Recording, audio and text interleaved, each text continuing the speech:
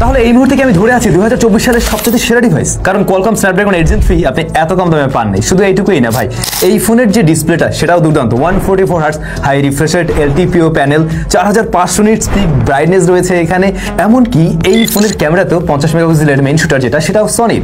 8K তে আপনি video record করতে পারবেন। 12GB 16GB র্যাম রয়েছে 6100 mAh এর ব্যাটারি, 120 ওয়াটের চার্জার থাকছে, স্টেরিও স্পিকার রয়েছে, আল্ট্রাসনিক ফিঙ্গারপ্রিন্ট স্ক্যানার রয়েছে।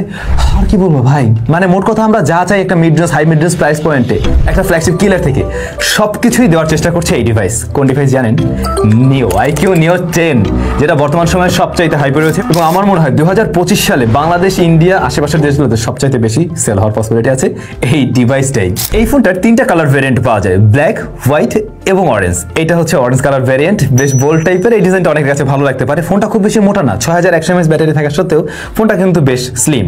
ওজনের দিক থেকে 199 গ্রামের ডুয়াল সিম সাপোর্টেড এই ডিভাইসটার বডি ফ্রেম এটা প্লাস্টিকের উপরে কোটিং করা আছে, মেটাল কোটিং করা, যার ফলে আপনার কাছে মেটাল টাইপের একটা ফিল মনে হবে আর কি। প্রয়োজনীয় পোর্টস এন্ড বাটন সবকিছু আছে, 3.5 mm হেডফোন জ্যাক বাদে আর কি। এখানে আইআর ব্লাস্টার সেন্সর রয়েছে। রিয়ারে আমরা মূলত দুইটি ক্যামেরা দেখছি, দুইটাই কাজের।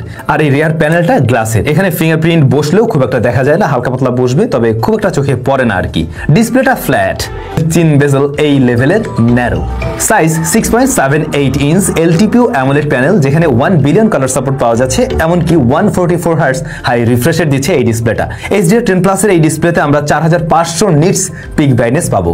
তবে এই ফোন মাত্রই প্রোডাকশন খুবই ভালো এবং পাঁচল কাটারটাও ছোট, প্লাস চিন বেজেল ন্যারো হওয়াতে ওভারঅল এইটার ডিসপ্লে থেকে খুব সুন্দর একটা ভিউ পাওয়া যায়। আর 144 হার্টজ ওইটা আবার চেক করে রেখেছি, ওই জায়গাটা ঠিকঠাক আছে।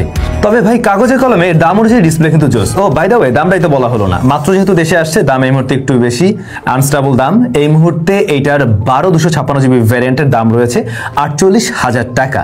তবে ডে টু ডে এটা চেঞ্জ হবে, তো যারা কেনার চিন্তা ভাবনা করছেন অবশ্যই আপনারা একটু যোগাযোগ করবেন ফোনে, সেক্ষেত্রে আরো ক্লিয়ার হয়ে যাবে। অপারেটিং সিস্টেমে Origin OS 5 based on Android 15। যেহেতু এটা চাইনিজ ভ্যারিয়েন্টের ফোন, সুতরাং আমরা এখানে Origin OS পাচ্ছি। ইন্ডিয়াতে আসলে এটা চেঞ্জ হয়ে যাবে, আপনারা জানেন। বাট Origin OS নিয়ে মনে হয় না তেমন কোনো প্যারা থাকবে আপনাদের, কারণ এটা মোটামুটি ক্লিন একটা UI। এবং হ্যাঁ, চাইনিজ ভ্যারিয়েন্টে অবশ্যই আমরা কিছু চাইনিজ ব্লোটার পাই, সেগুলো আছে। ওগুলো ভালো না লাগলে আনস্টল করে ফেলবেন। আর এখানে কিন্তু প্লে স্টোর ছিল না, যেটা আমরা গুগল থেকে ডাউনলোড করে নিয়ে দেন আমরা প্লে স্টোরের মাধ্যমে অন্য অ্যাপ্লিকেশনগুলো ইনস্টল করে নিয়েছি, তাতে করে সমস্যা হয়নি।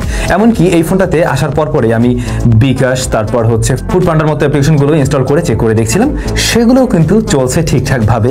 তারপরে এই বিষয়গুলো নিয়ে নিশ্চয়ই সফটওয়্যারগত কোনো ইস্যু আছে কিনা বা কোনো ধরনের অ্যাপে বাংলাদেশে সমস্যা করছে কিনা, সেগুলো নিয়ে বিস্তারিত জানা যাবে আরেকটু সময়ের পরে, যখন ফুল রিভিউটা আসবে, প্রপার টেস্টিং এর পরে আপনারা এগুলো জানতে পারবেন। তবে ভাই আসল জায়গা performance section, Qualcomm Snapdragon 8 Gen 3 রয়েছে এখানে, এবং আমরা এখানে আন্তত বেঞ্চমার্ক স্কোরটাও দেখছিলাম, 20,000 প্লাস স্কোর চলে আসছে এরকম প্রাইস পয়েন্টের একটা ডিভাইসে।